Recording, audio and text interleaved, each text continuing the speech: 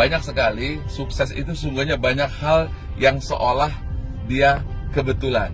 Ya, tetapi juga ada yang tidak kebetulan. Yang kebetulan faktor luar, yang tidak kebetulan pikiranmu sendiri.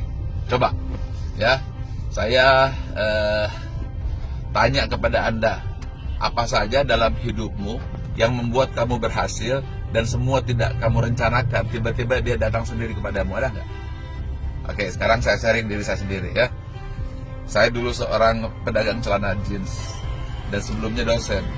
Saya hanya melihat bahwa saya ingin sekali untuk menjadi pedagang celana jeans. Tiba-tiba datang orang yang menawarkan celana jeans dan itu kemudian saya beli 1 karung. Saya tidak punya uang. Tiba-tiba saya ketemu Pak Akyong, orang Bandung, orang Chinese yang memberikan saya kepercayaan untuk beli 3 potong celana, 6 potong celana, bayar belakangan. Lihat, banyak kebetulan-kebetulan. Kemudian kebetulan berikutnya, saya ingin sewa toko lebih banyak lagi. Tiba-tiba saya jadi atlet karate, kenal dengan lurah, dan lurah itu memberikan harga murah untuk sewa toko. Datang lagi sebuah kebetulan. Saya ingin menjadi pengusaha kartu telepon. Tiba-tiba saya ketemu kepala wilayah Telkom. Saat itu namanya Pak Saladin, dia senang sama saya, sama-sama atlet karate, dan akhirnya saya menjadi distributor kartu telepon.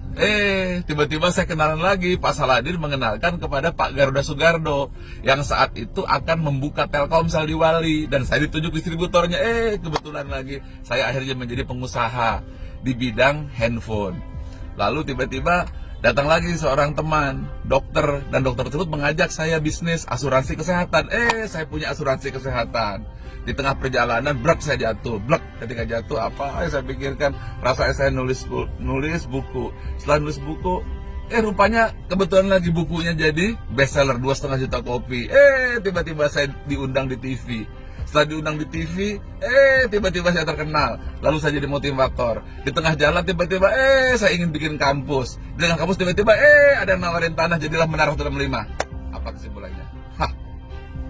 Apa?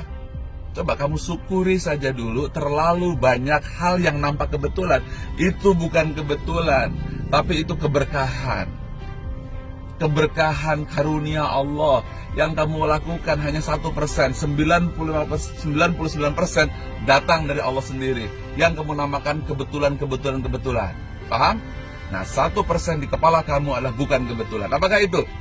Kamu harus mampu memainkan pikiranmu. Sukses hanyalah the game of mind, permainan pikiran. Saya dulu tidak mengerti apa yang dimaksudkan oleh Allah bahwa alam semesta telah ditundukkan untukmu.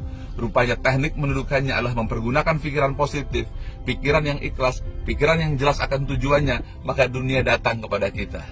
So, banyak-banyak bersyukur bahwa ternyata hidupmu penuh dengan tuntunan. Hidupmu ternyata penuh dengan bimbingan dan penuh dengan pertolongan. Hanya permasalahannya kenapa hidupmu banyak sial dan tidak banyak pertolongan dan banyak kekurangan? Karena pikiranmu yang penuh kekurangan. Karena pikiranmu yang tidak kamu program. Kita memprogram pikiran dengan kesalahan, kekalahan, pesimisme. Kita hanya terlalu yakin bahwa pikiran kita lah yang menentukan. Sehingga kita untuk minta pun kita takut. Untuk berpikir maupun takut. Ingin bangun menara mengatakan tidak mungkin. Ingin punya kampus itu mustahil. Untuk punya tours and travel janganlah bermimpi. Ingin punya rumah besar, itu tidak berhasil. Ingin punya mobil yang bagus, itu kan nggak mungkin berhasil. Akhirnya, semua yang dipikirkan datang pada kamu dan hidupmu semakin susah, dan semakin susah. Karena itu, pecahkan itu semuanya, robah pikiranmu menjadi pikiran yang positif. Oke? Karena itu Anda yakinkan pikiran Anda, cita-cita Anda. Oke? Jadi 2 hal. 1 kebetulan, 1 tidak kebetulan. Apa yang tidak kebetulan?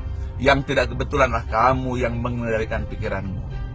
Falhamaha fujuraha wa taqwaha qad aflaha man zakkaha wa qad khaba man dasaha. Allah mengilhamkan sukma kebaikan dan keburukan. Beruntung siapa yang mensucikannya, rugi siapa yang mengotorinya. Karena itu tanamlah cita-citamu, tanam impianmu. 3 kuncinya. Kamu minta, kamu yakin, dan kamu terima. Ulangi lagi. Kamu minta, kamu yakin, dan kamu terima. 3 hal itu datang padamu. Percaya saya bukan omdo. Kamu sudah lihat kan Menara Hotel 5 jadi. Kamu sudah lihat kan kampus SQ Business School. Kamu juga sudah lihat kan eksekutor. Mungkin terlalu kecil lah bagi kamu yang lebih kaya dari saya. Tapi izinkan saya berbagi sebagai seorang guru untuk berbagi kepada teman-teman saya supaya kamu menjadi 5% yang berhasil. Oke? Sekarang tolong tuliskan apa keinginanmu. Oke? Jangan pakai pikiranmu. Hanya apa keinginanmu. Sudah? Tuliskan. Jangan lupa supaya lengkap, supaya sempurna permintaannya, jangan kurang-kurang. Sebab ada yang minta kaya tapi rumahnya berantakan. Ada yang rumahnya sejahtera tapi ekonominya susah. Karena itu minta 7 hal. Pertama, minta supaya kamu punya kepastian pendapatan yang besar tetapi aman. 2, minta kamu senantiasa punya tantangan yang bisa kamu hadapi. 3, mintalah kamu senantiasa punya eksis di masyarakat, eksis untuk memberikan kebaikan. 4, mintalah kamu supaya punya cinta dan hubungan baik kepada sesama. 5, mintalah kamu agar mampu senantiasa memberikan perkembangan dari hari ke hari. Hari ini lebih baik dari kemarin. 6, mintalah kamu untuk senantiasa memberi kontribusi. 7, mintalah kamu dekat kepada Allah sebagai Tuhanmu. 7 hal itu kamu minta, maka sempurna lingkaran kehidupanmu, seimbang, balance of life. Itu saja dari saya.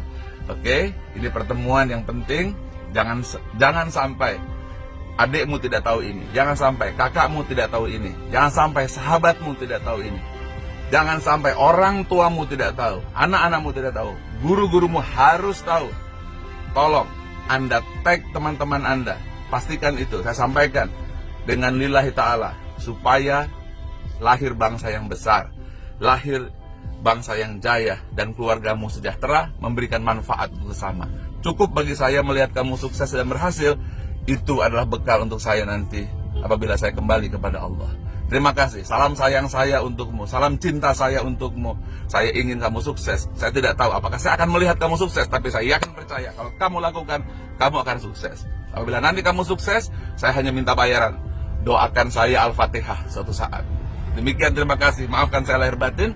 Assalamualaikum warahmatullahi wabarakatuh.